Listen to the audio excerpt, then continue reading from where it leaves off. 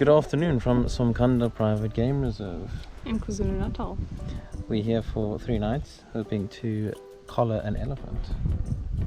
Yeah, should be fun.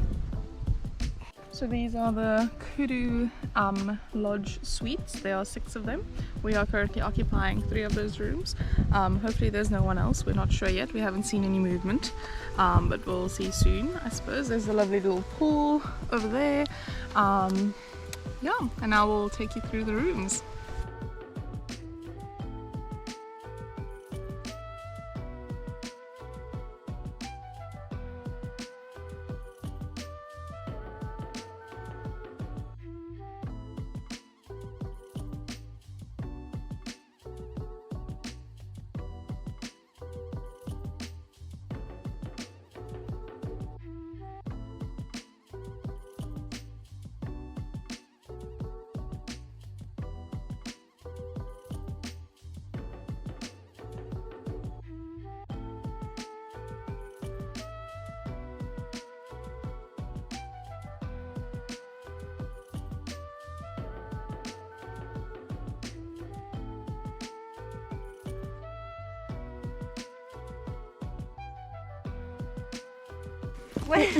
What are we doing? We're walking to go for lunch Yeah. down a very rickety path. and we've come with Karen and Herman. And we're going to, they said they don't know where the elephant is, so we're going to have lunch and then go on a little tour.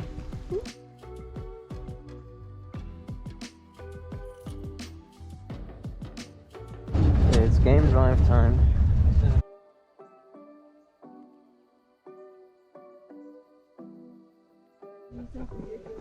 So we just stopped for some sundowners at the moment at this on top of this mountain with this wonderful sunset in the distance.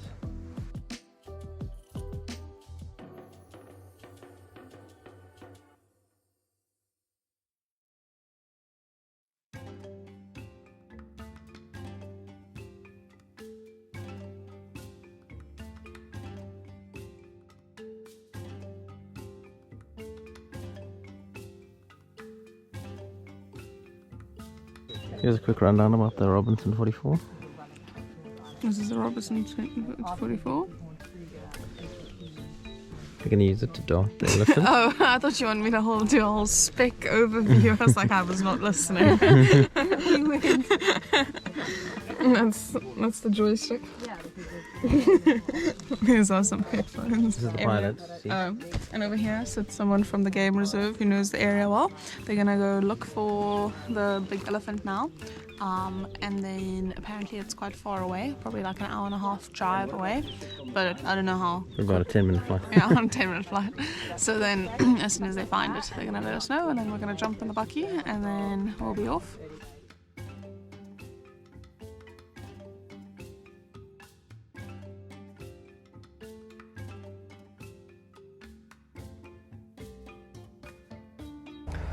Okay, so it seems like they've successfully darted the elephant and it's fallen on its side, so that gives us around 40 minutes to do the work on it that's required until there's problems, so it's a decent amount of time.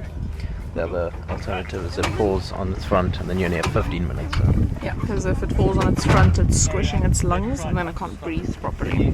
So, yeah, so very exciting. How excited are you? I feel crossing. Huh? The are tears.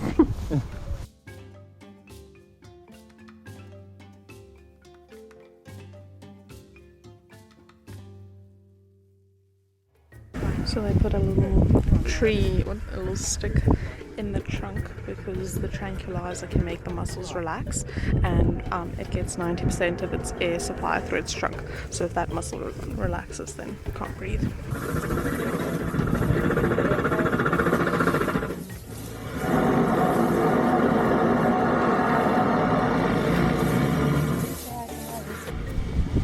Right now, this is what Mike was explaining about the pipe that they're threading underneath him so that they can pull the wire and then they can pull the collar underneath his neck.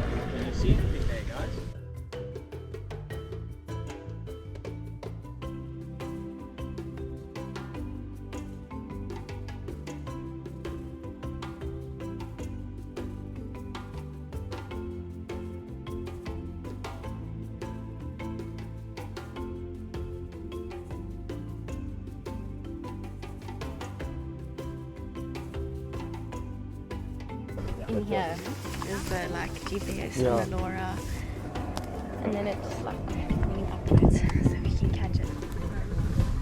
Are we allowed to touch it? Yeah, please touch it. The only spot not to touch is there where the dark is, but the rest of the elephant, yeah, you're not going to get there in your case. Do you want to feel? Have you felt the air coming in and No, out? I haven't. So if you've got your hand right there.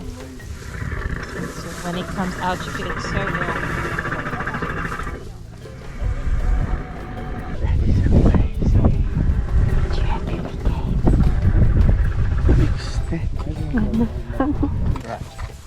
Let me show you something. It's quite cool. This is a vein. Okay. Obviously, they need lots of blood supply to the ear, so it's got to come via an artery. Feel this one first. Poke it with your fingers. Okay. So keep your finger on it and see if you can feel a pulse. You can just feel it. Okay. Right. So if you come across here, you'll feel it's much harder. That's an artery. And a So that's a stronger vein. pulse. So that's the blood going into the ear. This is the blood going back to the heart. And the pulse is stronger there. Yeah. So it's always stronger on an artery. A vein collapses under your finger, arteries don't. And why aren't we putting water on him to keep him cool? Because he's not hot. Is he not hot? How do you, I'm sorry to ask this, but how would you know? He'd be sweating. Okay. And and he's not, hey? and also from its feel, you know, I've done lots of ellies, so you know when they've overheated. He's hardly run. I mean, he was just here in the bottom. So no, he's fine. These collars we put on as tight as we can. When he gets up, you'll see that it'll be actually loose. It'll hang loose on him. This is an artery and this is a vein. You can feel the difference. If you feel it, you'll feel the difference. This is soft and pliable. That's hard, and you can feel the pulse. Watch my finger. And the professionalism of everyone and how everyone just works together, it's just amazing. I wish we could live it again, just to absorb it properly. Well, even for me, this is only the second elephant I've ever done. So it's a very special elephant, in fact. So this is Chris. He helped us with the collaring and he's going to give us an explanation about the reasons behind it. Yeah, so we put tracking collars on our elephants to monitor their movements remotely, so they send us GPS coordinates every few hours.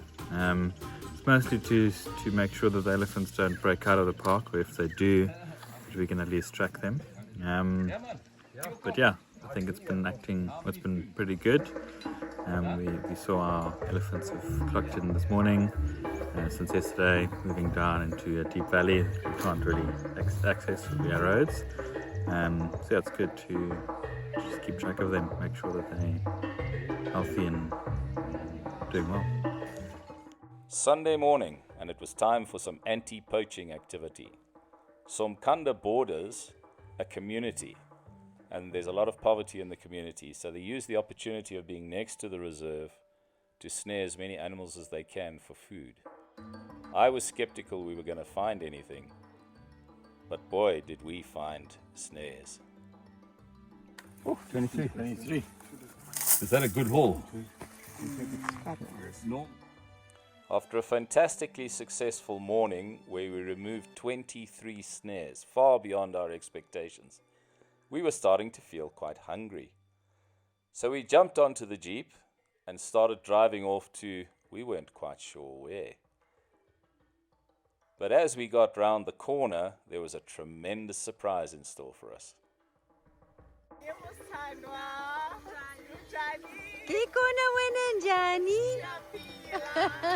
Here we are, deepest, darkest Africa. It's been a struggle. We haven't eaten for a long time. I think I've lost a lot of weight. But as we are out here in the open, it is fantastic. And as one sweeps a little bit to the left, good heavens.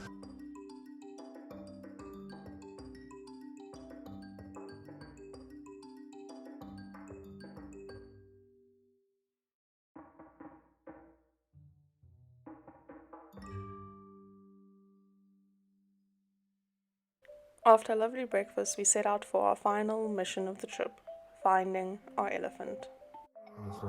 Chris is busy using the telemetry set. So in his hand he has the antenna, and then in his other hand he has the receiver, and it's connected by a wire. So then that's with the antenna, that's how he's picking up signal from the collars. So then you'll have on the receiver the frequencies which match up with the different collars of the animals. Then you'll choose which frequency you want to find, and you'll scan all around for it.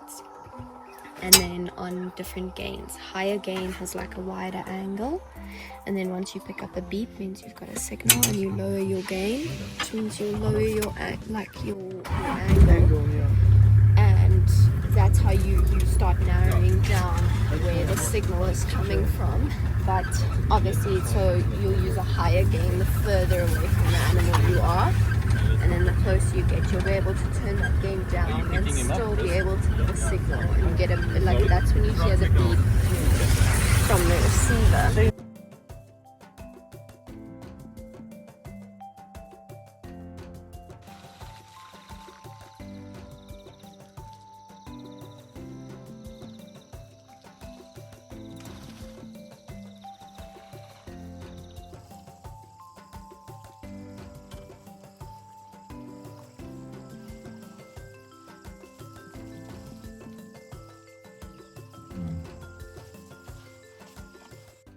By the time the elephant we collared came out, it was already dark, so we had to use the night vision to film him.